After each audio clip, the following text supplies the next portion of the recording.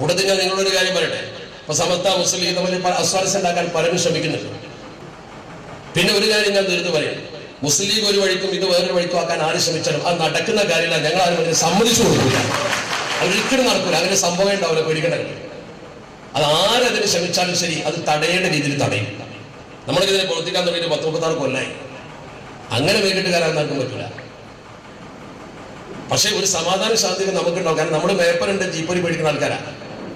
എന്തും പറയേണ്ട ആൾക്കാർ എവിടെയും കയറി എന്തും പറയാം. അതിനെക്കുറിച്ച് ഞാനൊന്നും ഇപ്പൊ പറയുന്നില്ല. കാരണം നമ്മൾ വാക്കിൽ കയറാൻ പാടില്ല, നമ്മുടെ പ്രവർത്തനങ്ങളുടെ ഒരു മസലത്ത് തകരാനും പാടില്ല.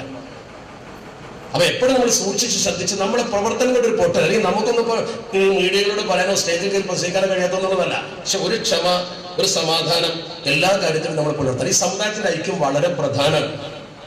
ഒറ്റക്കെട്ടായി സമൂഹം നീക്കുമ്പോൾ അപ്പൊ കണ്ടില്ല പാലക്കാട് കോൺഗ്രസ് നേതാക്കൾ എന്താ പറയുന്നത്? അവര് പ്രവർത്തിക്കുന്നത് കണ്ടാൽ മത്സരിക്കുന്നത് കോൺഗ്രസ് എന്നാണ് തോന്നിപ്പോകുന്ന. അത് ആത്മഹത്യയുടെ ഒരു അവസ്ഥയാണ്. അന്യ പാർട്ടിയിൽ നിന്ന് കിട്ടുന്ന ഒരു ക്രെഡിബിലിറ്റിയാണ്.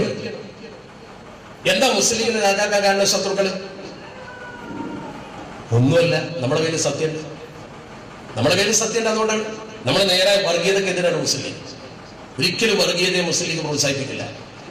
ആ മുസ്ലിങ്ങളെ നമ്മൾ ചേർത്ത് പിടിക്കും. കേരളത്തിൽ ഇത്രയൊക്കെ മതസ്ഥാപനങ്ങളും മതപണ്ഡിതന്മാരും മതപാഠശാലകളും മതപ്രവർത്തനങ്ങളും ഒക്കെ ഉണ്ടായിട്ട് ഒരു വർഗീയത കേരളത്തിൽ ഉണ്ടായിട്ടില്ലല്ലോ. എന്തുകൊണ്ട് കേരളത്തിൽ വർഗീയത ഉണ്ടായില്ല? അതിൽ വലിയ പങ്കുവയ്ക്കുന്ന ഒരു കുടുംബമാണ് പാണക്കാട് സയ്യിദ് കുടുംബം. കേരളത്തിലെ എല്ലാ മതവിഭാഗങ്ങളും ഈ സദസ്സിൽ വിവിധ മതസംഘടനയുടെ ആൾക്കാരുണ്ടാവും. ഞാനൊരു മതസംഘടനയുടെ പ്രവർത്തനമാണ്.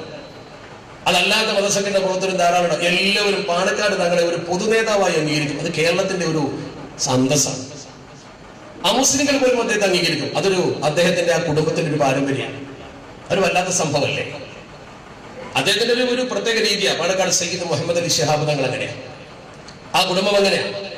ഇപ്പൊ മുനമ്പം വിഷയം കത്തി നിൽക്കുമ്പോ ഫാദേഴ്സിനെ ചെന്ന് കണ്ടിട്ട് ആ പ്രശ്നം പരിഹരിക്കാനും അത് കുഴപ്പമില്ലാത്ത രീതിയിൽ ആക്കി തീർക്കാനും വേണ്ടി പാതിരിമാരെ കാണാൻ വേണ്ടി പോയി. ചിലര് പറഞ്ഞു, എന്തിനാ അരമനയിലേക്ക് അങ്ങോട്ട് ചെല്ലുന്നത്? ചില സന്ദർഭങ്ങളിൽ അവരുടെ സമുദായത്തിൽപ്പെട്ട ആളുകൾ ഒരു പ്രദേശത്ത് ഒരു പ്രശ്നമുണ്ടായി, ആ പ്രശ്നത്തിന് പരിഹാരം തേടി നിൽക്കുമ്പോൾ ആ സമുദായത്തെ വെച്ച് വർഗീയത കളിക്കുമ്പോൾ അത് ഇല്ലാതാക്കാൻ പോകേണ്ടി വരും. സ്വാഭാവികല്ലേ? അദ്ദേഹത്തിന്റെ ബഹുമാന്യനായ സഹോദരൻ പാണക്കാട് സയ്യിദ് മുഹമ്മദ് അലി ശിഹാബ് തങ്ങൾ ഈ അങ്ങാടിപ്പുറത്ത് ക്ഷേത്രത്തിന്റെ വാതിൽ കത്തിയപ്പോ ഓടിച്ചെന്നല്ലോ അവിടെ. അങ്ങനെ ക്ഷേത്രത്തിന്റെ വാതിൽ കത്തിയതിന് ഓടിച്ചെല്ലുന്നത് ആ സമുദായത്തിന്റെ ആരാധനാലയത്തിന്റെ വാതിൽ കത്തുമ്പോ ആര് കത്തിച്ചു എന്നുള്ള ചർച്ച വരും. അത് പല സ്ഥലത്തേക്കും നീളും. തങ്ങൾ അവിടെ ചെന്നുകൊണ്ട് അങ്ങനെ ഒരു തീയും പുകയും ഇല്ലാതിരിക്കാൻ അന്തസ്സുള്ളൊരു പണി നടത്തിയില്ലേ? അതാണ് മതേതരത്വം. കുറച്ച് പരിഷ്കാരങ്ങൾ മുസ്ലിം സമുദായത്തിൽ വേണമെന്ന് ശ്രീ ശിഹാബ് തങ്ങൾക്ക് തോന്നുന്നു. പരിഷ്കാരങ്ങൾ എന്താ പറയുന്നത്?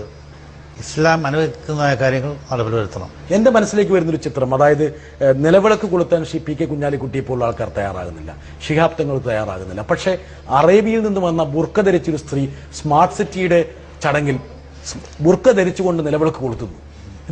ഇത് തമ്മിലുള്ള വലിയൊരു അന്തരം. ഇവിടെ ഈ നിലവിളക്ക് കൊടുക്കുന്നത് എന്താണ് എന്ന് അവർക്കറിയില്ല, അതുകൊണ്ട് ചെയ്തത്. അവർക്കറിയാത്ത അവരുടെ അജ്ഞതയാണ്. ഇവിടുത്തെ നിലവിളക്ക് കൊടുക്കുന്നത് എന്താണ് എന്ന് അവർക്കറിയില്ല, അതുകൊണ്ട് ചെയ്തത്.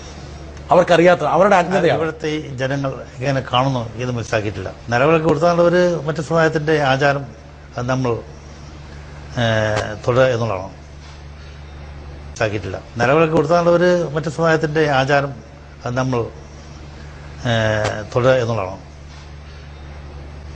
ഏകദൈവ വിശ്വാസം ഉയർത്തിപ്പിടിച്ചുകൊണ്ട് തന്നെ പ്രാദേശികമായ സംസ്കാരങ്ങളെ വരവേൽക്കാമെന്ന് ആണ് ഇസ്ലാം പഠിപ്പിക്കുന്നത് എന്ന് പറയുന്ന ആൾക്കാരുണ്ട്.